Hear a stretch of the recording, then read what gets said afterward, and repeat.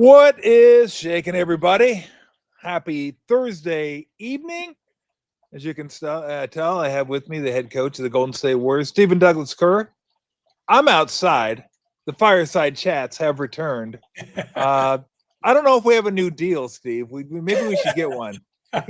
we should probably find something. Steve, by the way, has a glass of wine. I have my Mexican hot chocolate milk stout.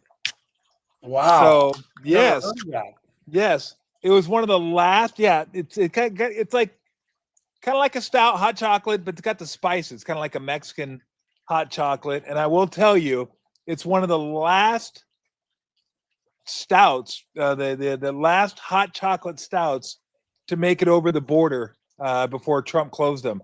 So that's one of the last Mexican milk stouts to make it over the border before Mexico. So I just want to I had that joke worked out so well in my head, and I just completely flubbed it.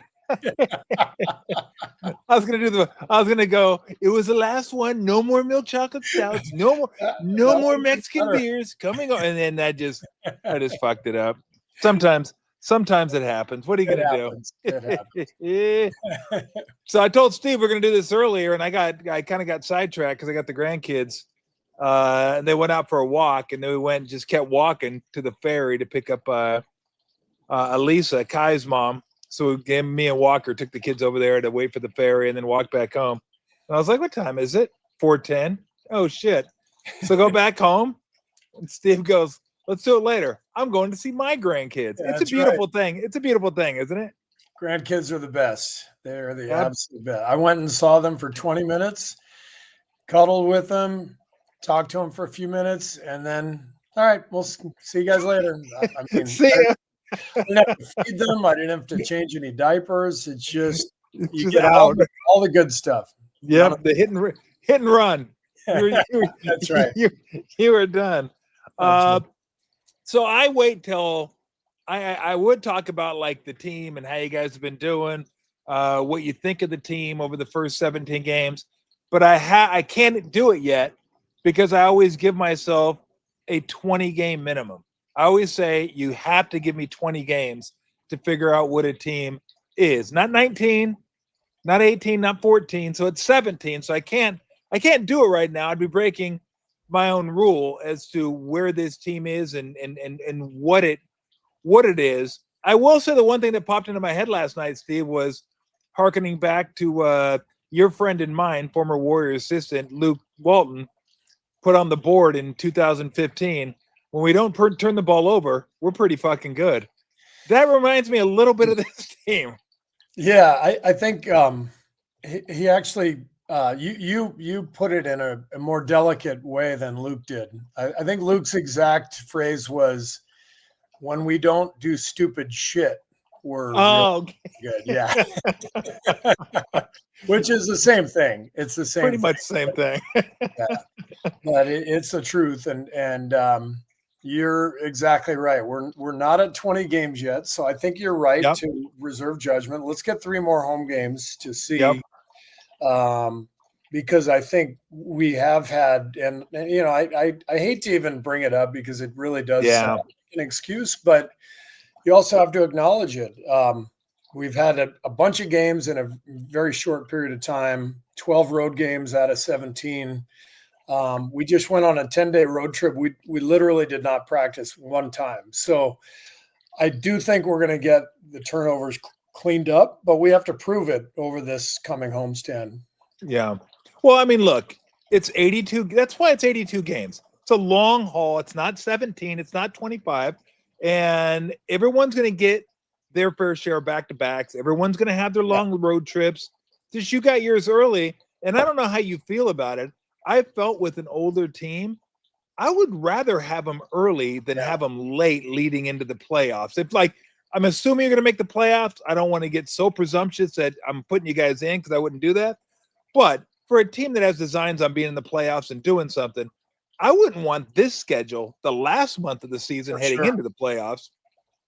For sure. I totally agree with that. And I'm glad to get it behind us. And you know, frankly, when we looked at the schedule and we saw that all the road games, all the travel, I think we kind of hope that we could be, maybe a little bit better than this, but this is fine. 9-8 is fine where we are right now. I think the two games that really jump out are Milwaukee and Indiana. Like we did not handle those games well, and of the first 17, those are kind of the two that I lament a little bit. But we probably gained one of those back in San Antonio with those two close games that we pulled out, and everything else, it kind of feels like we're about where we are supposed to be. But like I said, now we have to take advantage of the return home, the number of home games, the number of practices. We'll actually get, I think, 3 practices in next week, which will be more than we've had the last couple of weeks combined. So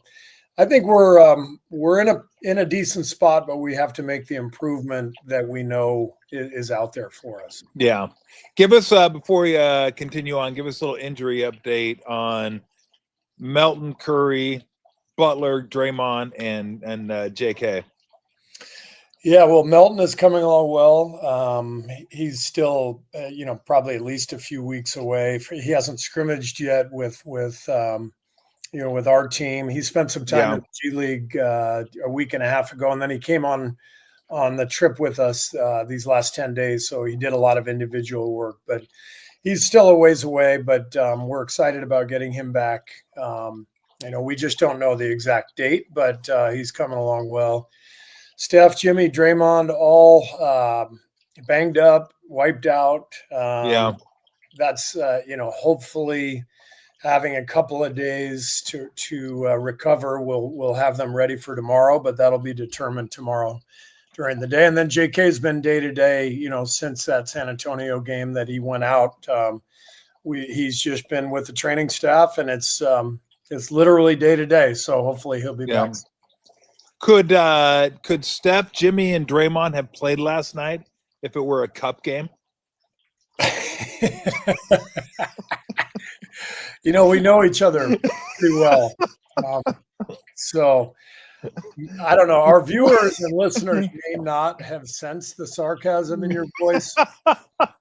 However, I did. So you're right. I'm hoping most people that listen know me and probably got that. I'm hoping. Fair. Maybe not. Fair. Who knows? I go, there's 3 levels now. There's playoffs, cup, and regular season. Something like that. Oh, goodness gracious. Let me ask you about, because I wanted to ask you this. I didn't want to forget. And this is a competition committee thing, probably for the off season, but I'm surprised they didn't take care of it this off season. When were they able to start using their off arm as a battering ram and just knocking the shit out of defenders? Because I remember the word very distinctly when we played. It was, you can't dislodge the offensive player when you're the defense. You can't do it. Can't stick your knee underneath them after a couple years in the league. You can't push them. You can't put your arm into them. But you get offensive players all the time now that just completely dislodge defensive players.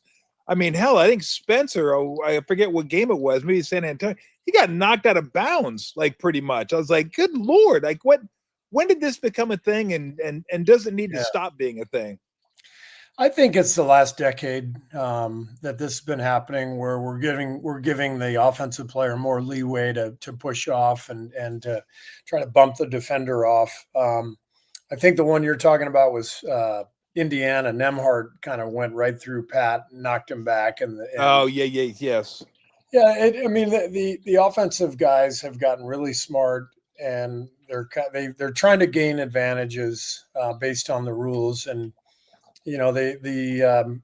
defensively, if you're not kind of standing still, you're almost always in what's termed an illegal guarding position. And so if you're kind of moving, you're sliding, and the offensive guy runs into you, it's usually a defensive foul. And so it's different. And I think the offensive players are so smart in the league today that they're trying to do everything they can to kind of manipulate the rules, and they're doing a good job of it. No, I mean, I get it, and I would do it. Like, you'd be dumb not to do it, right?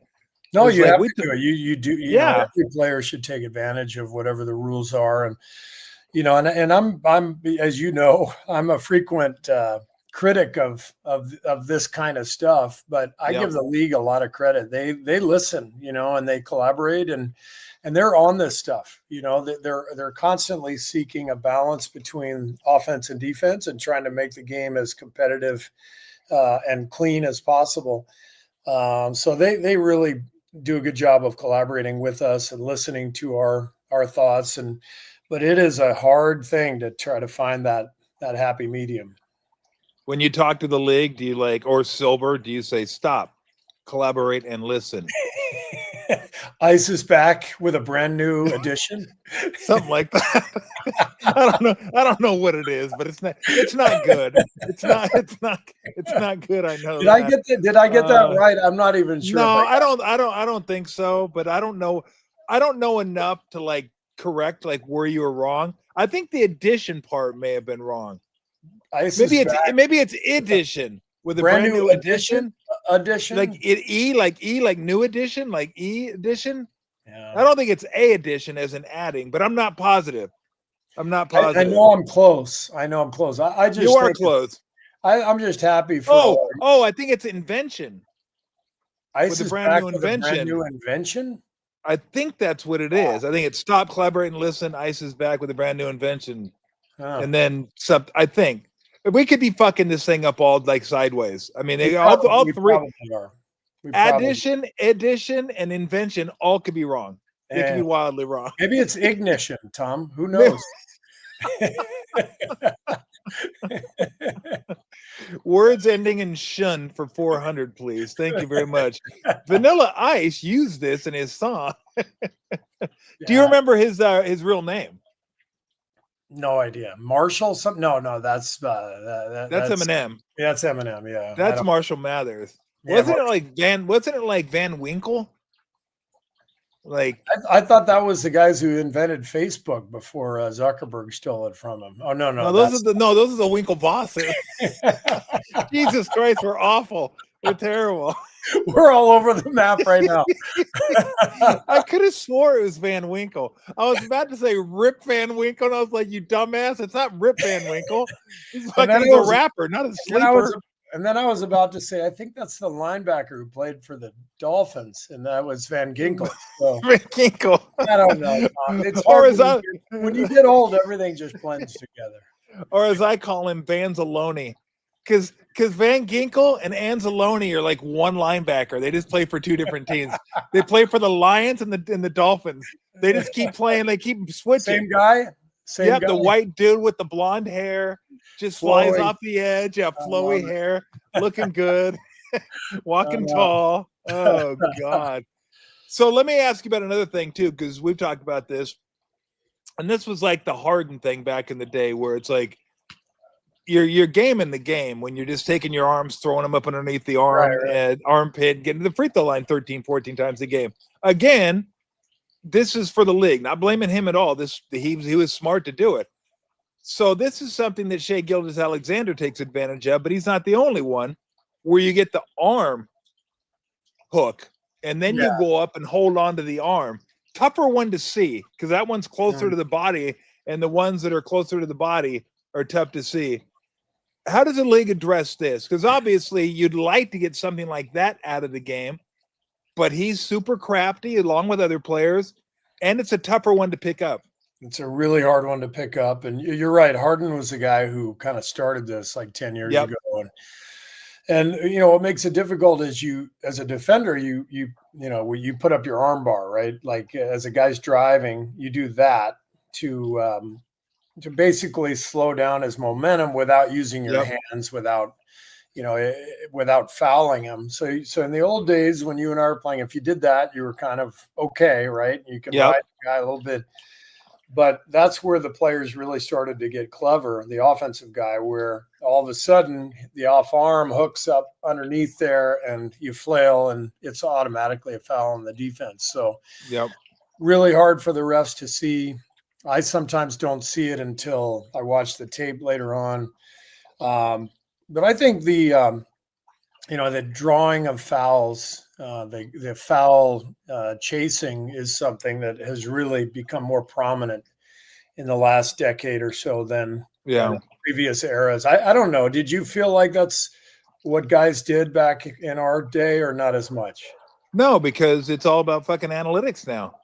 I mean, that's part of analytics, going to the free throw line, getting layups, and shooting threes. So if that's good, like when I used to look at the box score, you would look at somebody's points and look at his shooting percentage, and they'll go, wow, it took him this many shots to get that many points. But you never really added in free throws. Like you never really thought about points in terms of efficiency back when we were playing. Now, that's the first thing I look at. I don't care what a guy shot, what percentage he shot. Like Russell Westbrook was great at this. He'd shoot 40% from the field, but he'd get 28 points on 19 shots. So that's great efficiency. Mm-hmm. So how do you do that? You hit threes, which Harden did, Westbrook didn't, and you get to the free throw line. So if you're Harden, you can shoot 38% from the field, 36 from three. If you get up enough threes, shoot 13 free throws a game, all of a sudden your shooting percentage sucks, but your efficiency skyrockets. So I think it's the world of efficiency where free throw mongering kind of blossomed, and people realize the more you get to the free throw line, the higher your efficiency is. The team likes that, and you get paid for that. So I think that's where it started. Wow, analytics, Tolbert. I didn't. I think you're right, though. I think it is. You know, everybody teaches efficiency these days. Where do you want your shots to come from? Well, you know, the fewer and fewer mid-range shots. But then, like the sacrifice bunt, the mid-range shot comes back during the playoffs. You know? Yes, it does. It is interesting, but we've all gotten a lot smarter in terms of what's a good shot, what's a bad shot, and the free throw is what every team is searching for because it's such a high points per shot. I mean, you know, the average shooter now in the NBA shoots like a free throw shooter shoots, I think, about 78% or something. So. Yeah, it's the shot everybody wants, you know, the layup, the three, the corner three, and the free throw. So I think you're probably right. It probably factors into that. Well, it's interesting. I remember when I was playing and when I first started broadcasting, the stat that I looked at was field goal percentage, like against. Like, what was your field goal percentage against? And that was always a telling stat. But that didn't tell the entire story because it left out free throws. Now I don't even look at field goal percentage. I do look at field goal percentage against, I should say, but I look at points per shot. And the first stat I look at the end of the game is field goal attempts. Who got more field goal attempts? Yeah. Like that's to me is the most important stat because it lets you know who got turnovers, who got offensive rebounds, who got more shots, the better. So I'm not even concerned with percentage as much. Yeah, well, the good news for our team is that we only have to look at one stat every night, and that's just turnovers. Like we're now 8-0 when we win the turnover battle, and we're 1-8 when we lose it. So pretty clear cut what's going to win and lose games for us. And you know, last night was a great example. We couldn't buy a shot in the first half. I think we started out 4 of 22 in the first quarter. We were taking care of the ball. And at the end of the first half, we're down like 4 points or something, even though we have a super low shooting percentage because, you know, we've committed like 5 fewer turnovers than Miami did. And we're right there. And you know, it's definitely a bigger number for us than it is for any team out there. But it's big for everybody these days. And for the reason you're talking about, the more field goal attempts you get up than your opponent, the better chance you have to win. But for us, it seems to be tied directly to turnovers. So I've asked you this before, but I'll ask you again. How do you walk that line between making sure guys take care of the ball, but not taking away their creativity and their flow and all that kind of stuff? Because you don't want them to be so conscious of not turning it over that they turn into robots. That's the sweet spot we're looking for. We found it last year after we traded for Jimmy. You know, over the last 30 games, we suddenly went to top 5 in the league in offense and defense. whereas we were in the middle of the pack in both before we got Jimmy. And I felt like it was directly tied to our turnovers. And so we were able to get the movement and the flow from Steph and Draymond, the stuff that we've been doing for 10 years. But then we got the ISO stuff with Jimmy where we'd get him the ball and we'd just get to our spots and let him create. And he's so good taking care of the ball that suddenly our ball security dramatically improved. And no coincidence, so did our offensive rating and our defensive rating, because we weren't turning it over, getting transition runs against us because of the turnovers. And so that's the balance we have to have and that we have to find in this homestand coming up, these next 5 games. I'm confident we can do it because we did it last year. But right now, too many guys are making too many mistakes. And some of it is on us as coaches, making sure our spacing and our execution is right. And then some of it is on the players just to make sound decisions. How many times do you think, been a head coach now for over a decade, so you can kind of read between the lines when it comes to head coaches, no matter what sport. Now me and Steve love head coaching sound bites. They're the best, especially the old ones. But how many times do you think when a coach says at the podium, they lost, got their ass kicked, whatever, and says, look, we got to be better. The players have to be better. We got outplayed. We got out coached. We got out hustled. We got out there. How many times do you think coaches throw in we got out coached when they don't believe that? They think fucking, hey, these guys fucking suck, but I got to throw this in there because I'll look like an asshole if I don't throw this in there. Kind of sounds like you're accusing me of that in this moment. No, man. Nope. Well, it was kind of a workaround. I just wondered. No, not in this instance. Like if I wanted to accuse you, I just go, fucking Steve Bull, that's bullshit. You don't think you did anything wrong. But do you think of stuff like that when it comes to like when you watch coaches give press conferences, having given them yourself, do you think, yeah, that's bullshit? Well, I sometimes I say, yeah, that's bullshit, but I also at the same time say, way to go, nice job, because the coach who goes up and says this is a player's fault, they got to do better, and doesn't actually acknowledge that he too has to do something. Yeah, that's not good either, Tom. Even if I know.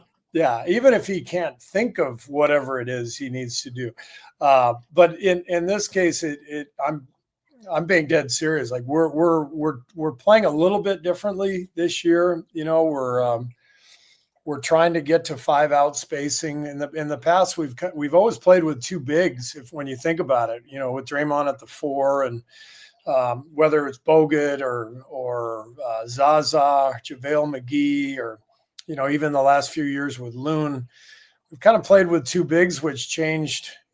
Our style, what we were trying to accomplish offensively was more screening, more half-court execution.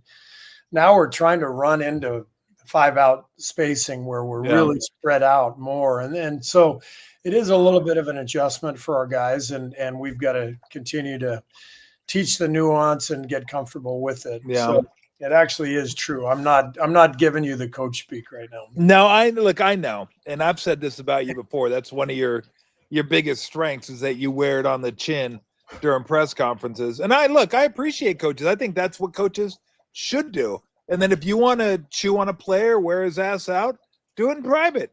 Yeah. Like, you don't need to do that in front of a microphone unless you just, it makes you feel like, I'll be honest, to me, if I hear a coach do that, it makes me think he seems smaller in stature in my mind for doing that. Cause he's like, taking some of the blame. And even if he's right, I don't care if you're right or not. You wear that shit. You're the head coach. You wear it. And then if you want to call your player to the mat, you want to call him out, do it in private. That's totally fine. I mean, that's what you should do. You're a coach. You got to get him to do the right thing, but not in public. That's just to me. You can't do that. By the way, the new thing with the NFL where the camera is in the locker, the winning locker room. Oh yeah, it's fantastic. It really is fantastic. I'm enjoying it thoroughly. The giving out of the game balls. Sometimes the owner meanders in. You can see him kind of peering in from the background. Yeah.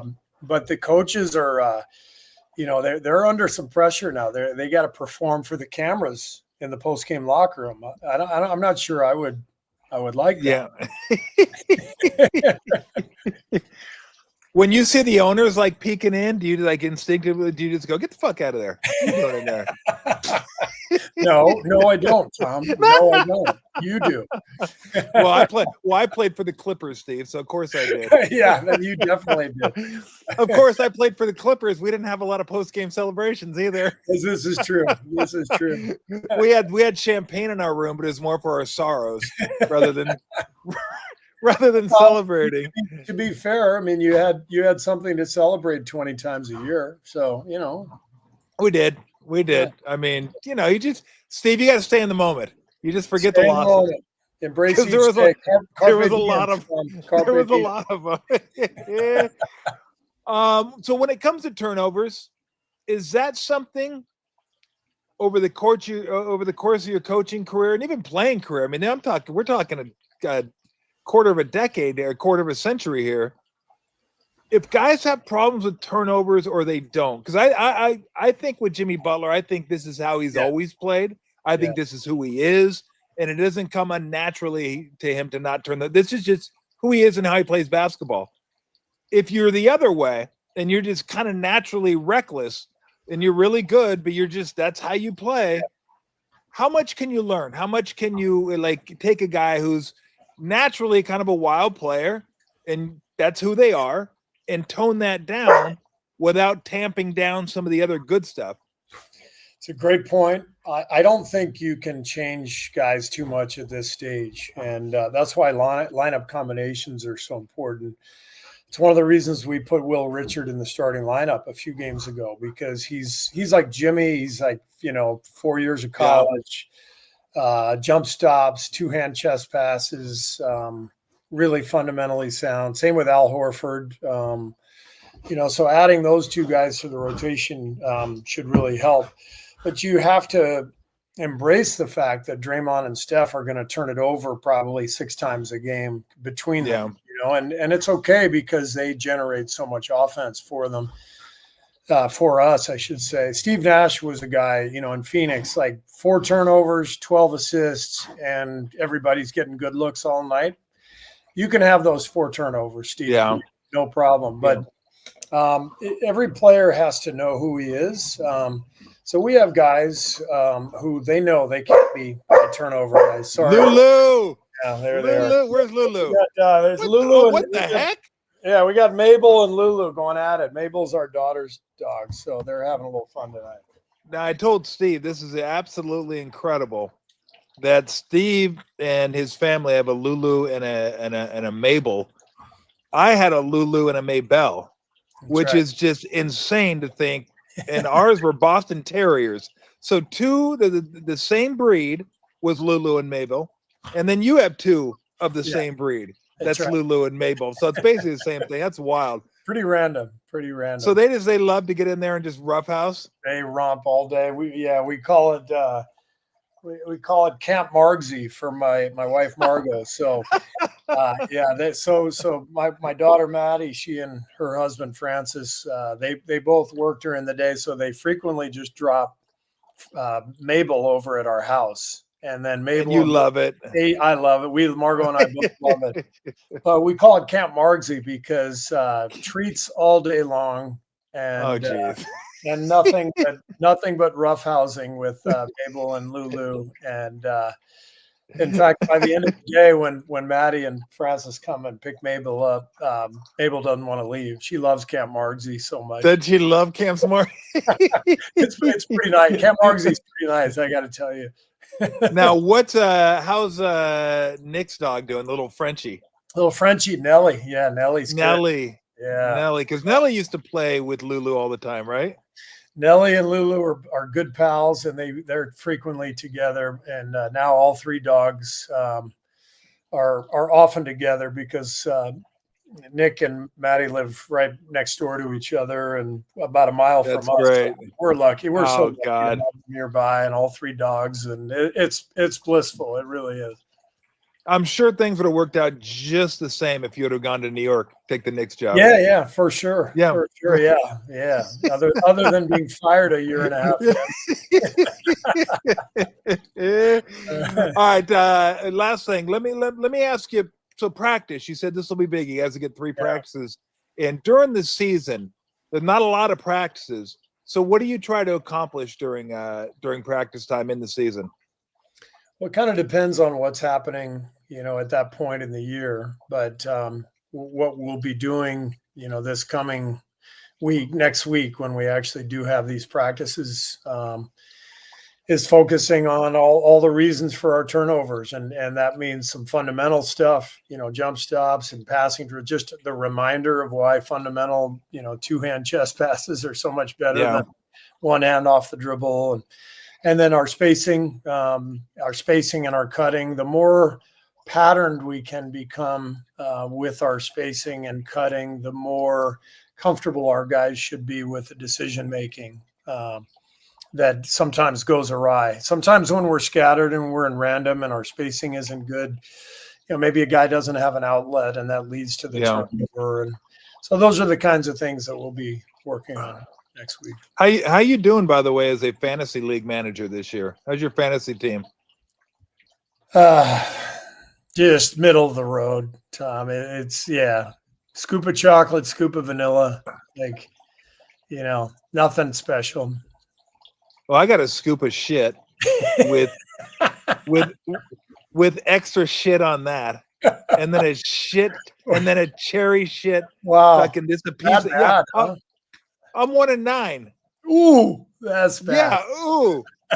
If you were on my team and you play for a team in New York, you got hurt. Yeah, I had Malik Neighbors hurt. I had Scattaboo hurt. Garrett Wilson hurt. Jackson Dart concussion. Like everybody, I'm like, these guys that I keep picking up in New York, I keep getting them hurt. So it sucks. We got 3-4 weeks left and I'm out. I'm done. I'm already toast. done. I can't even. And people are like, "Hey, you want to trade?" I'm like, "No, that's not fair. I can't trade with anybody. That's just what do I trade you for? Like, I got nothing. My season sucks. So at least the only thing, although Weston told me last night, we didn't agree on one of those stupid, if you finish last, you have to do something crazy, do you? And he goes, yeah, we did. I'm like, no, wait. No, we didn't. He goes, yeah, you got to do one of those Travis Kelce photo shoots where you dress up in crazy outfits. I go, my ass, you do.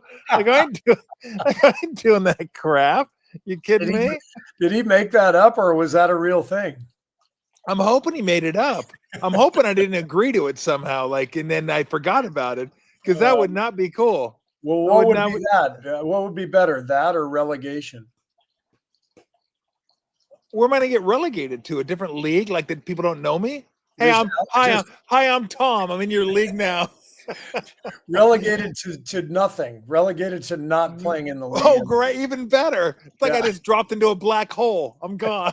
I just vanished. Look, relegation is one of the greatest things ever. I wholeheartedly agree with relegation. We just don't have enough teams over here to relegate teams to. I mean, maybe one day we will, but it's like I don't see it happening for a long, long time. For one, I don't see owners agreeing to it. No way. But and over in Europe, right? Over in England, you got what, 400 soccer teams, and they all got their tiers. So I think you got the Premier League, and I think then it's a Champions League or Championship League after that. And the Championship League's pretty close to the bottom 3 of the Premier League, but they're not getting anywhere near the top 5 in the Premier League. So I love it. They also only have, England is a small country. So, you got, I think, a million different towns that can actually, small cities that could actually host a Premier League game. Yep. Can you imagine if somebody in the NBA got relegated and, the team that rose up was Sioux City from the. How would that work?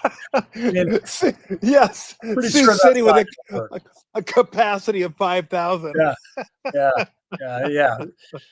Rio Grande Valley from the G League. I don't think it would work, but I kind of do like the idea of whatever we can do in the NBA to encourage winning and to incentivize staying out of the bottom, few teams. Yeah.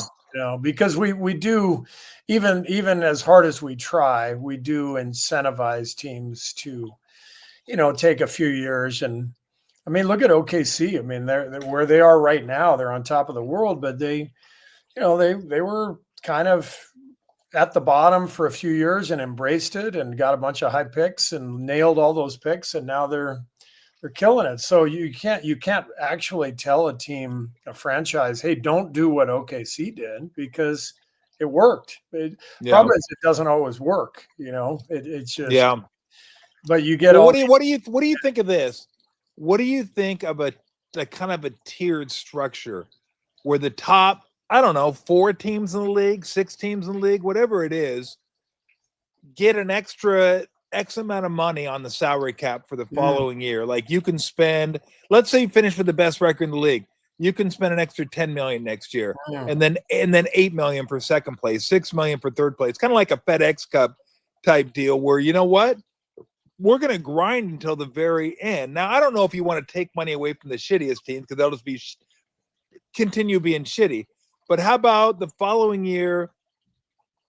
I mean, I'm getting really, this would be a mess at the league office, but what about the following year you get 38 home games instead of 41 home games? Like, if you finish last in the league, you get docked home games. So that hits the owner in the pocketbook. Right, it gives you, it kind of gives, I mean, it's a competitive imbalance for you to get fewer home games. Like, just something. Something, because they're not getting rid of the draft. I know people, I hate when that article comes out every 3 or 4 years. Hey, abolish the draft. Not fucking getting rid of the draft.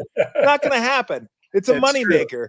Anything that makes money is not going to go bye-bye. It's not. But what if you couldn't get the first pick if you were in the, the last 5 spots or something, or, what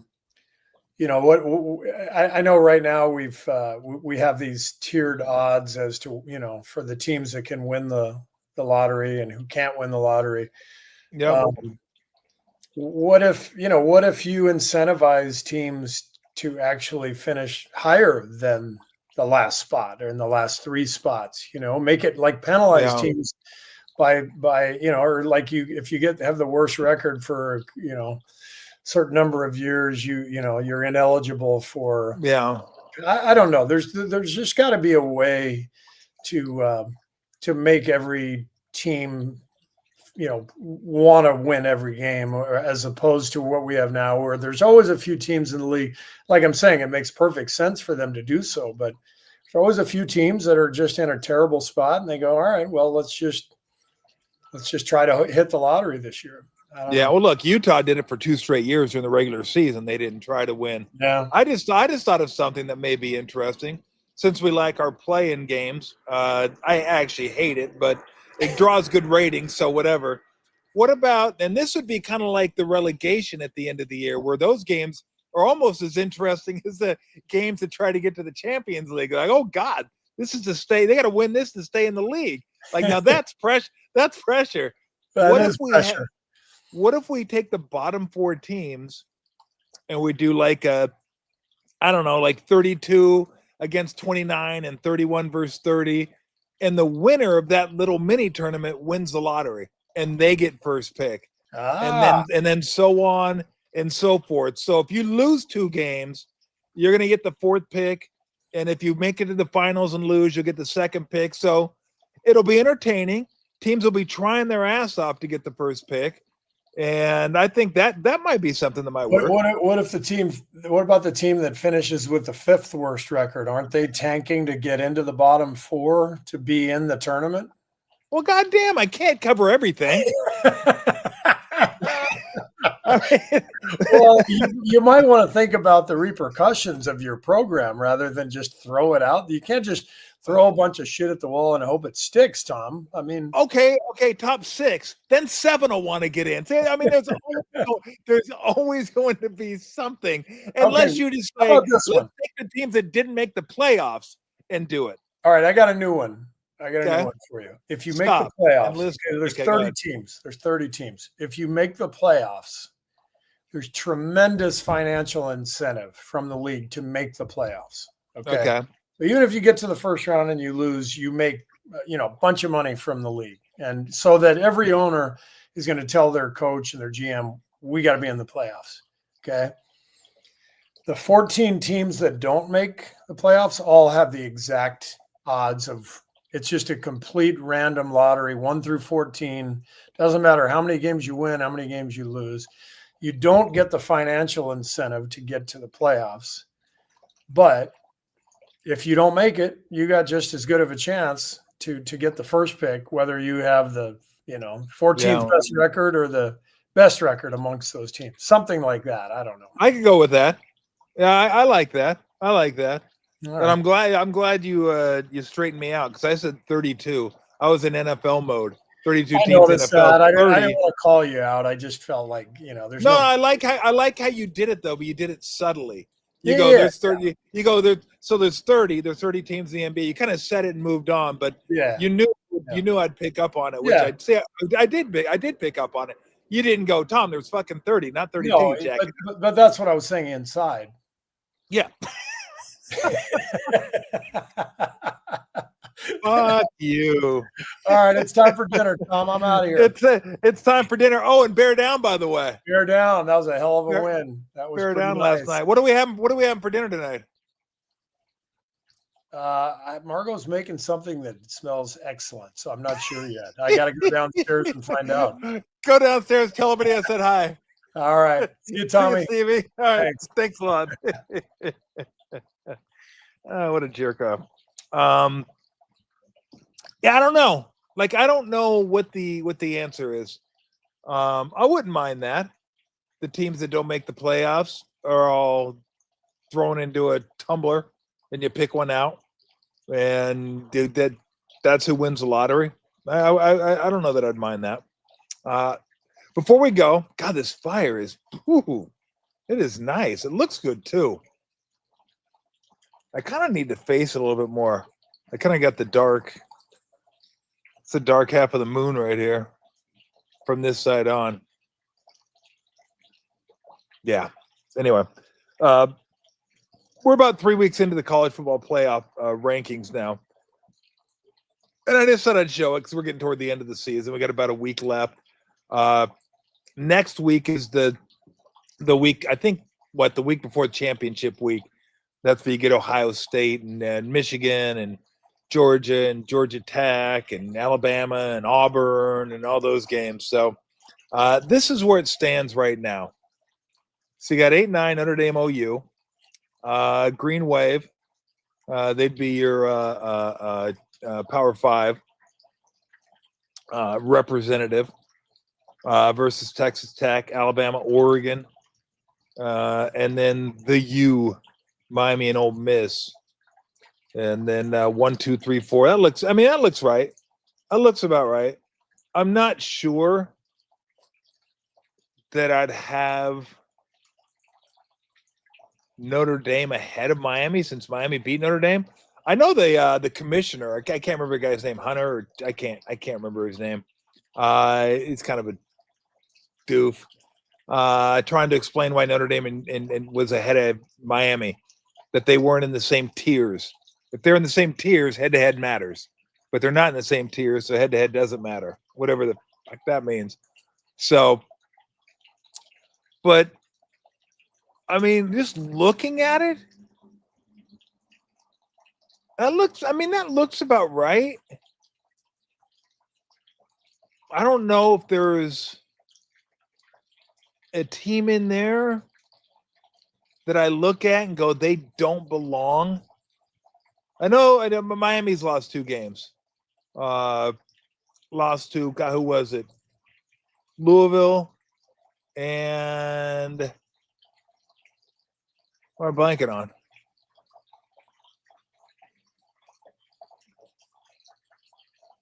Yeah, that would be a good that would be a good one. The Indiana getting an Alabama Oregon be the best first round game. That'd be a fantastic game. And then Indiana, yeah, I would look forward to that. Pop it up there for me, Ogden. Who Miami lost to? I know it was Louisville, but I can't remember the other team they lost to. Was it? Wasn't them? Nope. Not coming up with it. But Notre Dame's lost 2 games, but they lost to A&M, who was 3, and Miami, who's 11. So not bad losses, but did they have good wins? Notre Dame beat USC. Is there another good win in there? And that's the thing that this comes down to. What do you believe in? Do you believe in waiting bad losses or waiting good wins? Like, what means more? The wins to me mean more because that means your upside. Where's your SMU? That's right. Thank you, Benz. Remember, I think I had Miami that game, laying 10. Oops. Worked out well for me. Gotta love it when you lay 10 and lose outright. Never even in the ball game. But thank you. I appreciate that. That's right. It was smooth. So I mean, definitely Miami has the worst losses, having lost to Louisville and SMU. Notre Dame doesn't have bad losses, but Miami has better wins in that it beat, well, Notre Dame. Notre Dame lost to Miami. So I don't know. I don't know how they do it. Like I would have Miami probably ahead of Notre Dame, not just because it's head to head. Like if Notre Dame had one more win that was really good win, then I'd say okay, I could see putting Notre Dame ahead. Not that Notre Dame's loving it, because if these rankings are correct, they would have to play Ohio State, who it's a weird year this year. It kind of reminds me of the NFL. I'm not sure there's a team out there that I look at and say that team is clearly the favorite to win. Ohio State's the best team. They got the best defense. Sand's been playing really good. We know their receivers are incredible, Smith and Lake and all those dudes. But who have they played? Texas? See Texas on this list? I don't. Penn State, when Penn State was hobbled without a quarterback? No. I don't really see anybody on Ohio State's schedule that I look at and say, wow, that was a big-time win. We'll see if they can get by Michigan. If they do, they'll play Indiana. But Indiana and Ohio State, how motivated are they going to be? I mean, they'll be motivated to get the number 1 seed, I guess. But is it a huge deal? Like if I'm number 4 and I get to play Texas Tech, or I play Notre Dame, or I play Oregon or Bama, or Ole Miss, or I mean, none of it's super easy this year. Like, I don't think there's a team out there I go, that's the team. I mean, Alabama's going to get in because they'll beat Auburn. And then I think they still might play in the SEC championship game. I don't know who the SEC champion game is going to be. Maybe Alabama A&M, I'm thinking. Although I don't know the tiebreaker between Alabama, Ole Miss, and Georgia, where like they beat them and then they beat them and then they beat them and then whatever. And so you got Georgia, A&M, Alabama, and Ole Miss from the SEC, Oregon, Ohio State, Indiana, Big Ten, Notre Dame Independent. Oh, Oklahoma SEC too. God dang. They're going to have half the damn teams in the – more than half. Yeah, half the teams are going to be SEC teams. Texas Tech's pretty good. Be curious to see how they do. They should get by the Green Wave. See how they do against Georgia. But so there's the brackets. I don't really have a quarrel with them that much. I mean, I could quarrel with the seedings, I guess, if I want to. But that looks fine.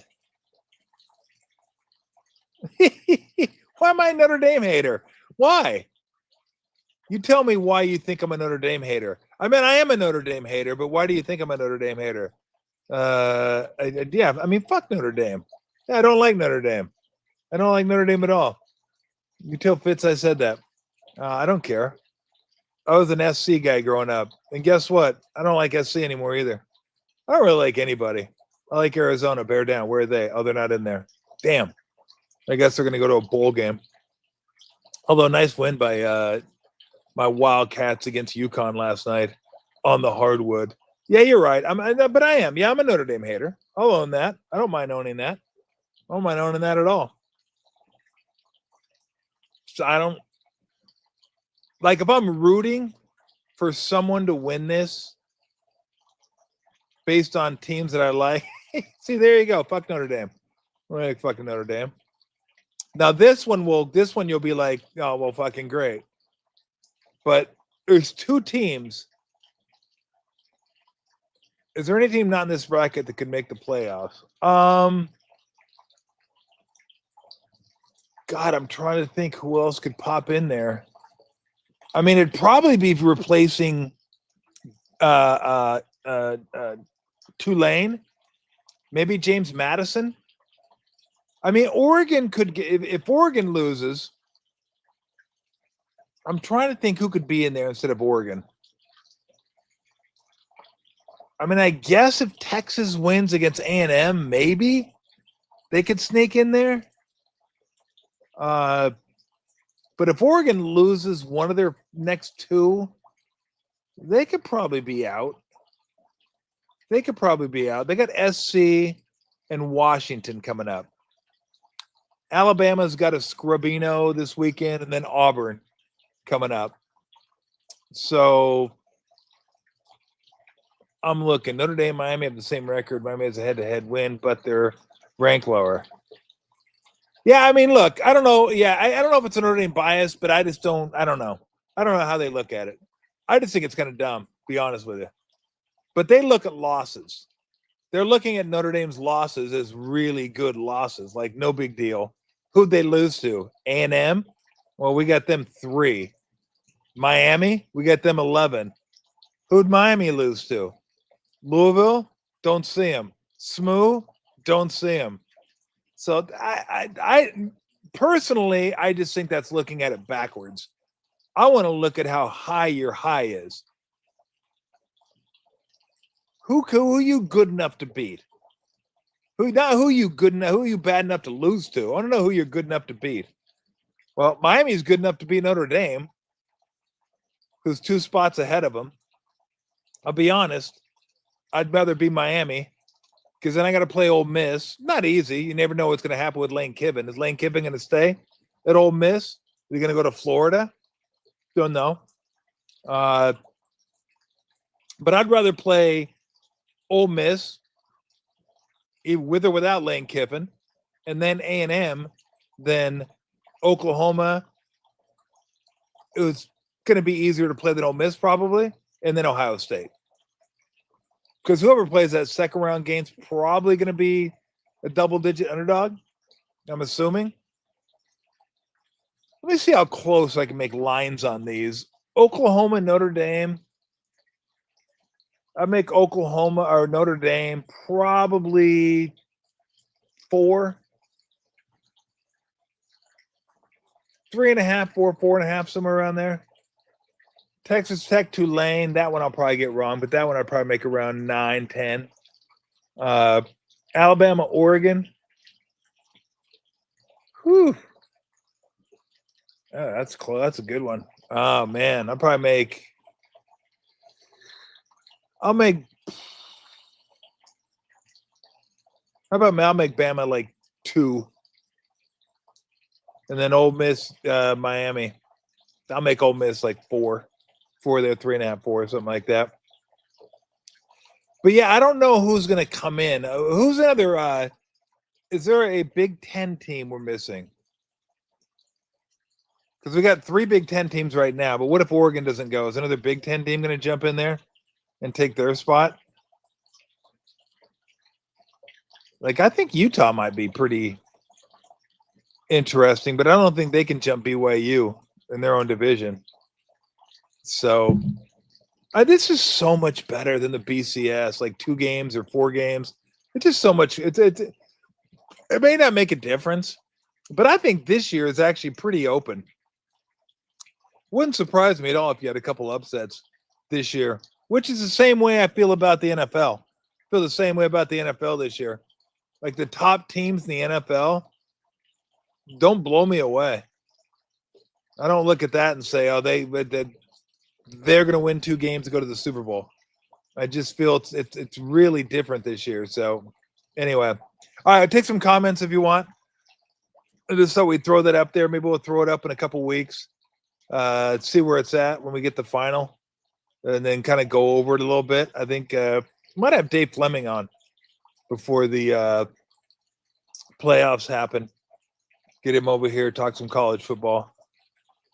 We'll have him over here at night, drink some beers, do the fire pit. It's good stuff. Get my Christmas lights up too. That'd be nice.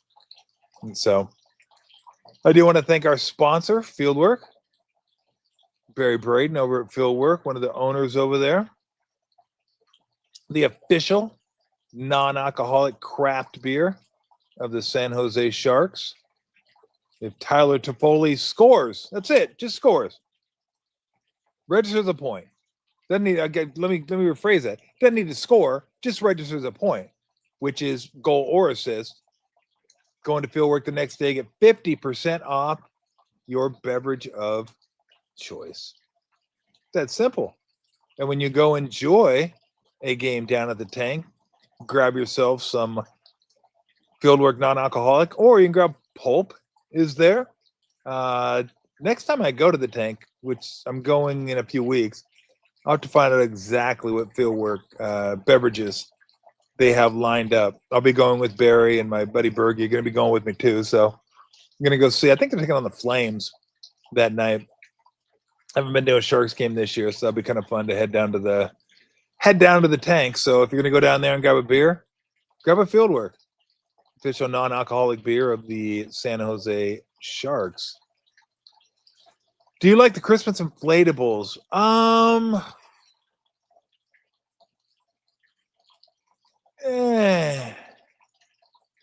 Not a huge inflatable guy. My family's starting to get into the inflatables a little bit. They looked okay. We had them up for Halloween, like the ghosts. Halloween's one thing. I don't know. Kind of a traditionalist when it comes to Christmas. I just want the lights and the peg lights I could stick in that has all, the light. And so anyway, I mean, they're okay. They're okay. I have a couple of them. But I don't want to go crazy on inflatables. I just, like, some houses have like 10 inflatables. A little bit of lights, inflatables, then you're good. Not a lot of effort inflatables, right? You just plug them in and go. Although we had inflatables for Halloween, one of the damn ghosts blew a tire. Nothing sadder than just watching a damn ghost deflate right in front. Like, wow. I was like, ah. So we had to take that bad boy down. But I got to get out here this weekend and start putting up some stuff because I don't want to do it all in one weekend. So I'll get out here this week, put up some lights. Again, by maybe not next week, but the following week for sure, I want to have some Christmas lights out here. I want to have Christmas lights under the canopy. So it just feels like Christmas when I'm doing the show. Well, if I'm going to do the show outside, I want to have some Christmas lights out here. They just bring the spirit, the holiday spirit, onto the screen. So, but I do like decorating. I get that from my mom. My mom loved decorating and loved making stuff for Christmas, putting it around the house, the lights, and I just kind of built on that. And I used to put all kinds of decorations around the house, build the little villages had the villages up and everything, the fake snow that you'd put on the coffee table, and then set the little figurines and the houses and all that kind of stuff on the table. I love to get my Christmas tree the first of the month. That way I get it for a whole month. I just love turning off all the lights. One of my favorite things all year. Turn off all the lights downstairs.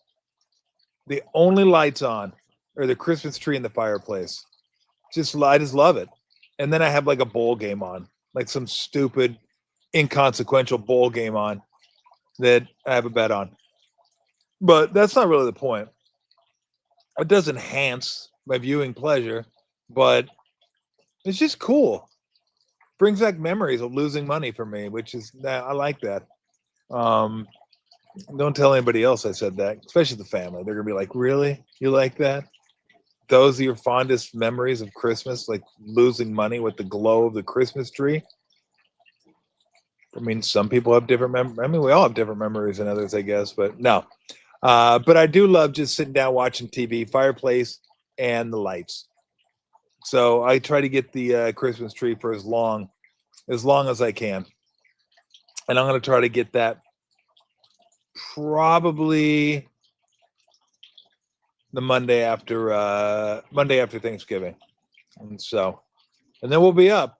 And again, next week, and I should say this too. I'm not sure we're going to do next week as far as the show. I think we'll do a show. For sure, we'll do a show Tuesday.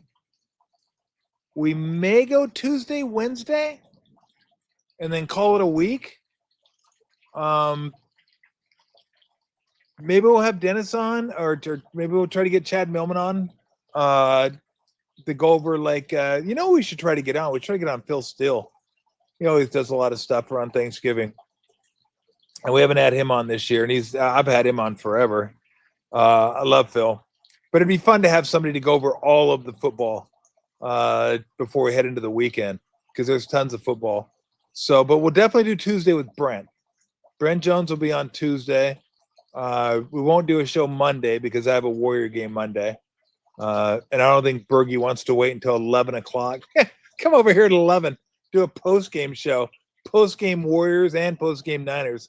So no Niner. I think the rest of the year, though, we'll have post-game shows. We might not have one after the Lions game. That's a Monday night game. But I think we'll have them. Even if the Warriors play, I might take a day off because they don't mind if I take a day off here and there.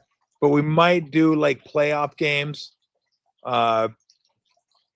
If the Warriors play, may take a day off and just watch the game and then come out here and do a post-game show at the end of the evening. Do like a playoff wrap-up if you guys would like something like that. Get the fireplace roaring, get the fountain going, beers cracking, and I'm gonna try to be out here all winter. I may put on some pants. You won't know it. Right now, I don't even have shorts on. I just have underwear on. So, and I can do that because you can't see me. So I'm good to go. Anyway, do we have any? I like the framing tonight. I didn't even do it on purpose, but I like got the trees. Tree there. Tree there. I like it. So get the fire raging. Got any comments? Any more comments? We'll take them. Then I'm going to go eat. I got some jambalaya coming. I think it already came. So it's in there waiting for me. Probably getting cold. So if we got any comments, throw them up there. If you happen to be out and about and want a stocking stuffer, stop by Fieldwork. Grab some beer. Grab a 4-pack for somebody. Or if you're here's a better idea. If you're going to a party, everyone goes to holiday parties. And you're like, what should we get? We get wine. You get wine, of course. Maybe it's wine. Grab some Fieldwork. Grab a couple 4-packs. Mix them up. Mix some 4-packs up. Bring them over to the party. Maybe the hit of the party. Be not, or maybe there's people over there that don't even drink alcohol. Get a 4-pack of non-alcoholic, 4-pack of pulp, or whatever you like. Good stuff. I like that. So, all right, going to get out of here. I'm going to go watch a football game.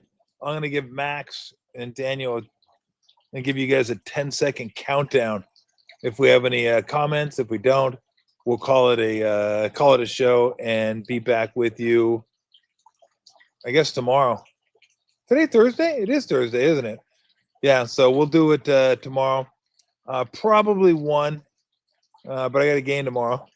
So probably get out of here around. That'll give me plenty of time to get out of here and get over to the arena.